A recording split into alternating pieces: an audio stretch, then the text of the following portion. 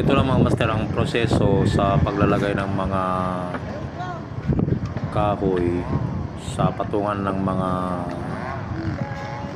plywood mga master na ilalagay natin. Ganyan lang mga master. Ang distance yan ay 1 foot by 1 foot. Yan.